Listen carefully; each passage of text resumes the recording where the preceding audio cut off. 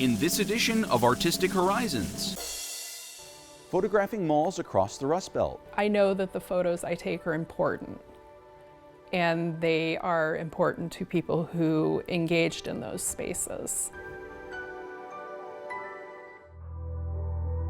Painting for decades.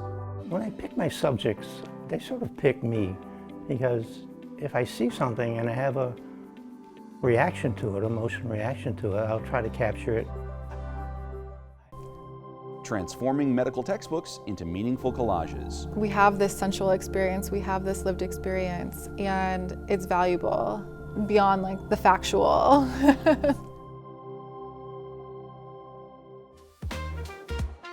A musical about Louis Armstrong. We've been working on this for a very long time to get to this moment, and the fact that it's here just feels so incredible. Oh, yeah. It's all ahead on this edition of Artistic Horizons.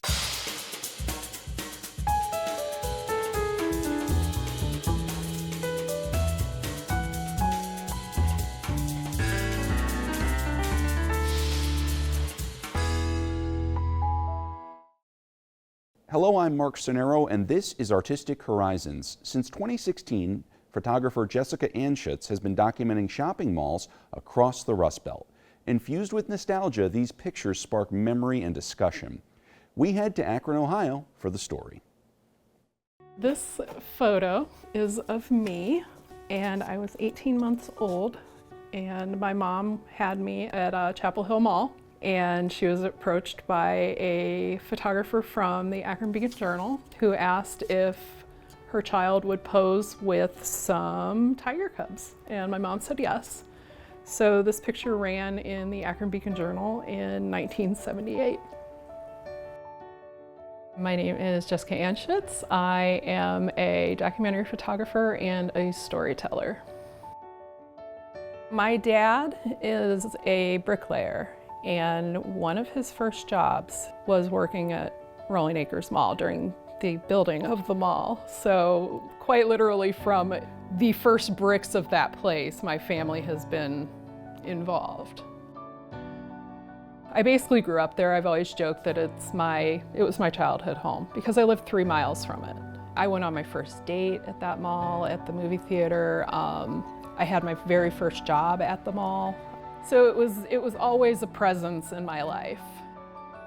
I started photographing malls in 2016. I've wanted to pick my camera back up. So I did, with the intention of starting a daily creative practice. I've always been interested in architecture and buildings, and I drove by Rolling Acres on my way to my mom's house. And I was like, oh, okay, I think I'm gonna go take pictures of the old Kaufmans, because it was falling apart, and like it was also on the cover of the Black Keys Gold on the Ceiling album. So, you know, it was a very familiar, iconic piece of local architecture. Every season, I would go and take different pictures because, you know, there were trees growing up in the parking lot, and like the leaves would change, and it was an interesting juxtaposition of, you know, this decay, but also life from plants.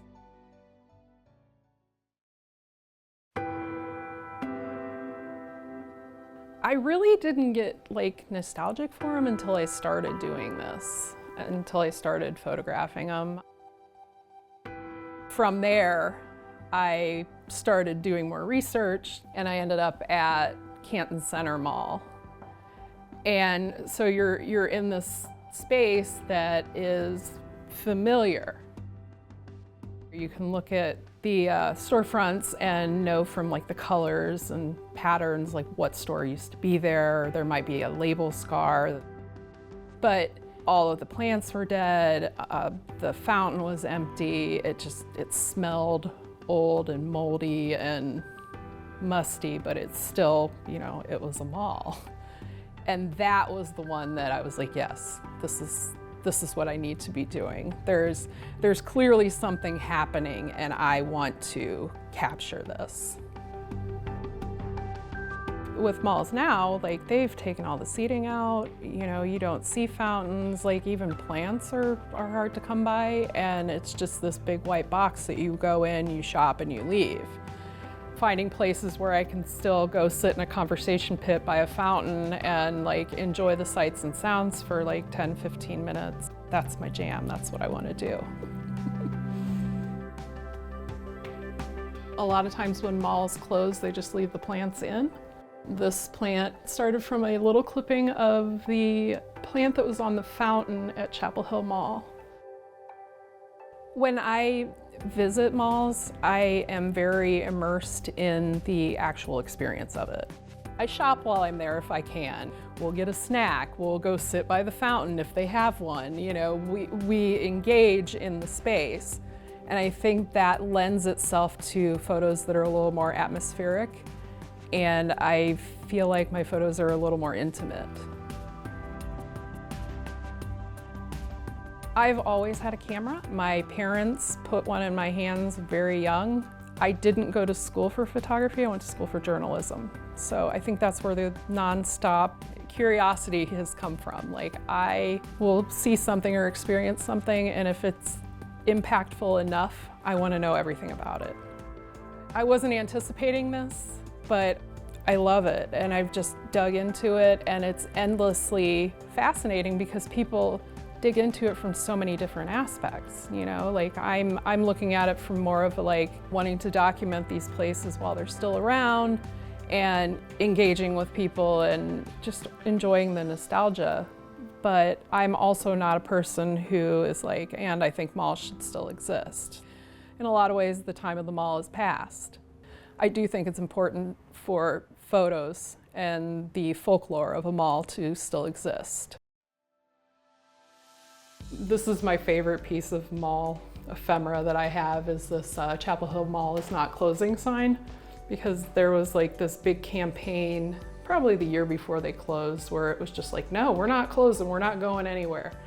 And you know, the writing was on the wall, everybody knew they were closing, and it was just like these optimistic posters just hanging everywhere. There's definitely an interest, and I've noticed, you know, locally, like if I post pictures, local people are just like, oh my gosh, I haven't thought about that place in so long, and it sparks all of these memories and discussions that reinforce what I'm doing. I know that the photos I take are important, and they are important to people who engaged in those spaces. And if I can be the person who helps them spark these memories and spark these conversations, then that's fantastic. I love it.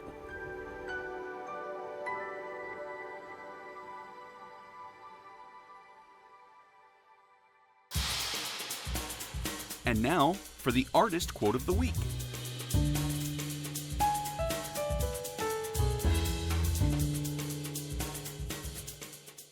Based in Ogdensburg, New York, John Morrow is an artist and gallery owner who's been painting for over 4 decades. He takes inspiration from his surroundings, depicting scenes in watercolor, acrylic, and oil paint. Take a look. My name is John Morrow. I'm a North Country artist. I've been painting here for the last 50 years.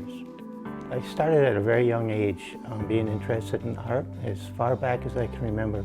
My grandmother and father liked to paint by number, so they always had leftover paint afterwards, and I would take that paint and compose my own compositions using those colors. And I was probably 7 or 8 years old at that time. I just loved to draw, and it just grew over the years, and I took art in high school and then in college, and then I became an art teacher. I had a philosophy that our goal in life is to learn, and our duty is to teach.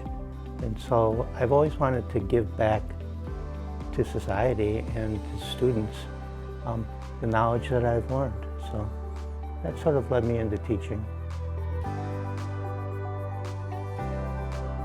I actually work in 3 mediums. I work in watercolor, acrylic, and oil. And each one of them has a particular quality that I prefer. Depending on the subject, depends on which one I would pick. I find that the North Country is very rich in a lot of subject matter.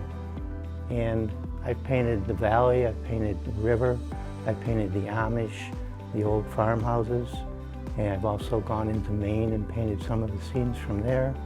and I like to travel. I've done scenes from out west, but I guess it's just a matter of finding something that emotionally moves you and trying to share it. Last year, someone brought me a print to have framed, and the artist was from the 1800s, and it was a winter landscape, and I really liked the feel of the painting and the composition, so I decided to develop something similar to that piece. So what I did was I first did a sketch, color sketch, and worked out some of the elements of the composition. I then proceeded to a larger sketch, which is this one here, working out the color. And this is the beginning of the painting with some of the elements in it.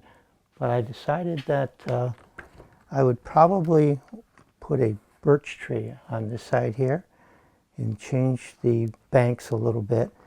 And the original painting did not have a waterfall here, but I'm not satisfied with this waterfall yet, but I will keep working on this until I get it the way I want it. So basically it's going to have the same feeling as the painting that I originally saw, but with my own sort of interpretation. When I pick my subjects, they sort of pick me, because if I see something and I have a reaction to it, emotional reaction to it, I'll try to capture it, usually with a photograph, and then bring it back to the studio where I further develop it. But probably I only paint maybe 1 in 500 images that I end up capturing. So then it becomes another selective process where I go through and often I will rearrange the photographs. I will change things, add things, take things out, change colors and values. So John was born in Ogdensburg, New York, but as a child moved to Schenectady and later Buffalo. After graduating from Buffalo State with an art education degree, he moved back to Ogdensburg in 1971 to take a position as an art teacher at Ogdensburg Free Academy, where he taught art until 2003. He and his wife Brenda have 6 children between them and 16 grandchildren. Together, John and Brenda own the Clark Art Gallery in downtown Ogdensburg, which exhibits John's work. The gallery also includes a frame shop. the gallery is located in the historical Clark House, which has been here in Ogdensburg and was built in 1802 to 1804. And when this became available, it seemed like the perfect, ideal spot to have a gallery and a frame shop in the house. So that's more or less how it started. You'll find original works of art. You'll find giclée prints, both on paper and on canvas. We have everything from small 8x10 souvenir editions all the way up to original works. John's artistic talent has allowed him to enjoy a career that has spanned over 50 years, filled with honors, competitions, opportunities, and of course, hundreds of beautiful works of art. Growing up, I had a lot of encouragement from the people around me, and I call it feeding the person, you know, just giving them encouragement, giving them art materials, helping them in any way you can, taking them to art shows when it's possible, art museums and that sort of thing. But let them grow at their own natural speed. Now here's a look at this month's fun fact.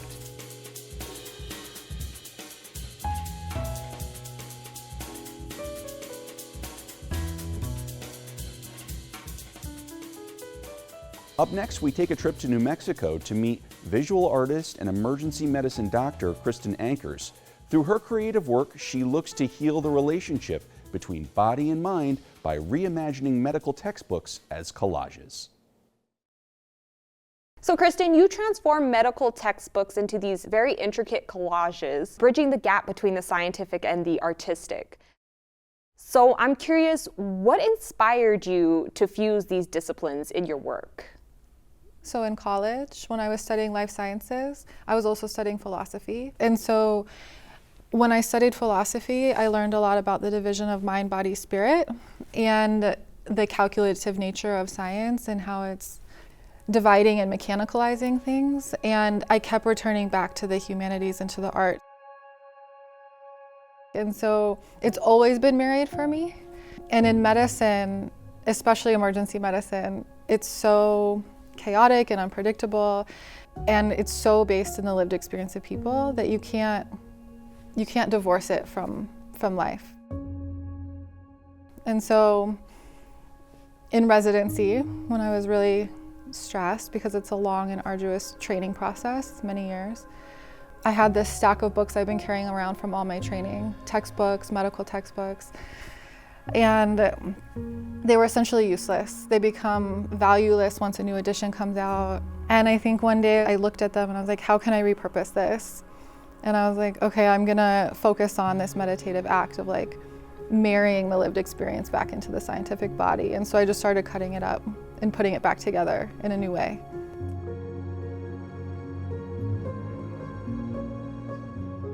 So this piece is titled Tree of Life. So tell me a little bit about the inspiration behind the title and the imagery.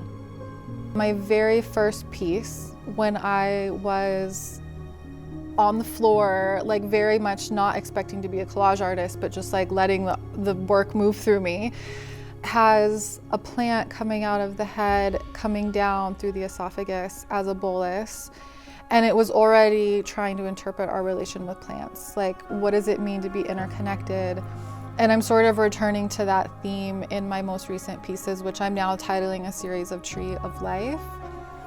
And this one has, at the very bottom, dendrites, which is a name of wood. It's essentially like the root system, but we use these words all the time in our body. So dendrites are the end of neurons in our brain. Our limbs are the same as tree limbs. And in the center is the intestinal system and the vasculature that feeds or pulls from that, sort of representing roots. So it's like food is moving through just as like the trees are pulling nutrients up from the earth. In relation already to all of the gut flora we have in our system, just like roots in the ground are in relation to all the fungi and other things that are helping them collect their nutrients. In the background is the star material, which is continuing to reference the fact that we are made of star stuff in the vast void that we're flying through right now. Space comes up in a lot of my work. Why is that? I think like some of my early work was looking at where did we come from? What are the leading hypotheses on like the material that make us up? And some of that is that like these materials flew here, you know, in the collisions from space, and that collision is necessary for life, and that it's both infinite and wondrous, and part of exactly who we are.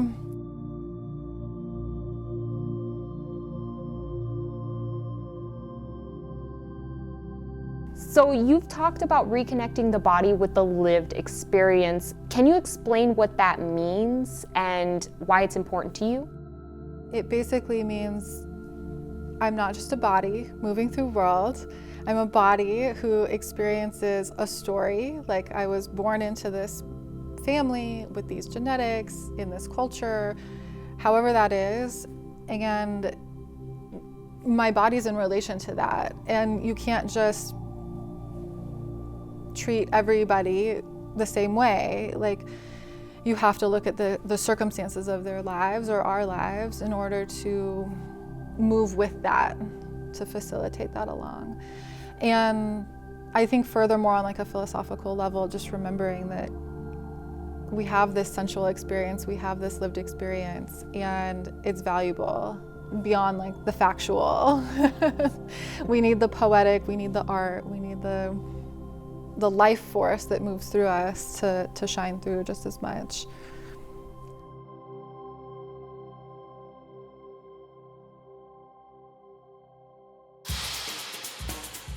And now, here's a look at a few notable dates in art history.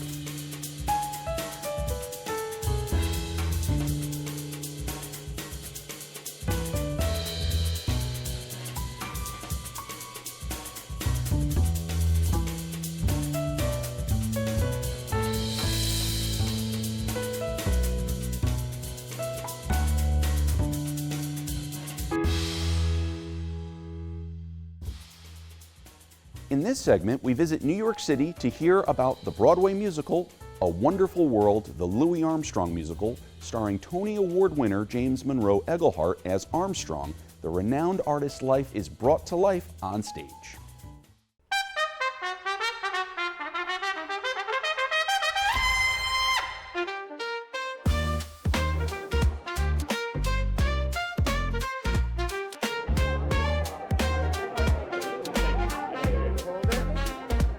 I don't even think there's any words for how excited I am tonight. We've been working on this for a very long time to get to this moment, and the fact that it's here just feels so incredible. This cast is amazing. The creative team has been fantastic, and it's been one of the coolest, hardest, but most fulfilling journeys I've ever been on. It's really great that we finally have a musical based on one of the greatest musicians that ever lived and a seminal figure in jazz and popular music. And you know, the music is so rich and steep in our culture. I'm just so excited to hear it out in the streets, people dancing. Music that has gone all over the world, that has brought so much joy to people, that has brought humanity together.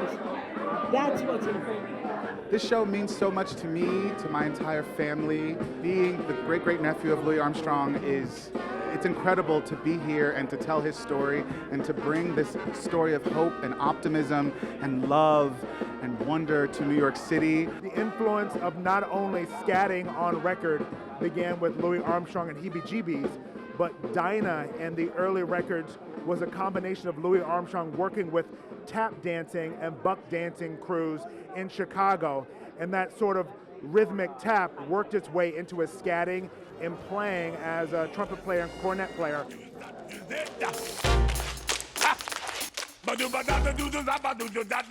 Hey!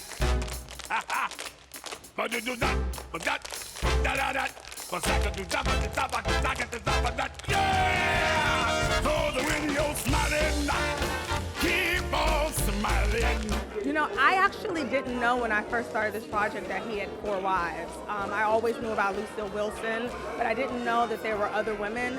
And I definitely didn't know that his first wife was, you know, this woman of the night. Back when I was Louis's wife, he was making his debut into Hollywood, and so Alpha is embodying the glitz and the glam, and also the ups and downs of what Hollywood can be, especially for a black person in that era. I learned absolutely a lot about his triumphs and his failures, about how he navigated his way through his artistic career, being the king of jazz. It's important to tell stories about artists and art and the arts. Really a journey of a man's life, and when you can take a step back and see the entire journey and where he ends up and the growth that he goes through, it's amazing. Not only are you going to get some great music, but you're also going to get a history lesson of our country and how it's changed and how it hasn't changed. He lived through so much, especially as a black artist struggling through that era, which was awful,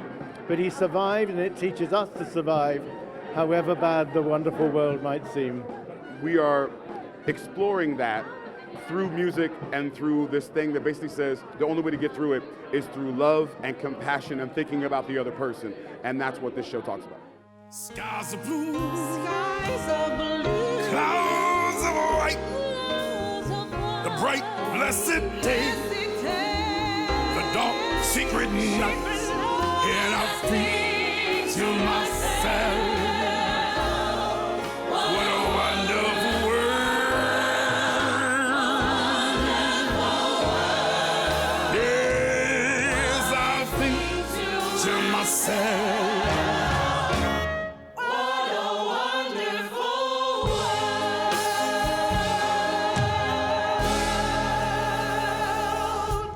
what a wonderful world.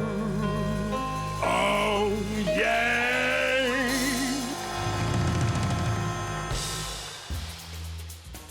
And that wraps it up for this edition of Artistic Horizons. For more arts and culture, visit WPBS-TV.org. Until next time, I'm Mark Sonero. Thanks for watching.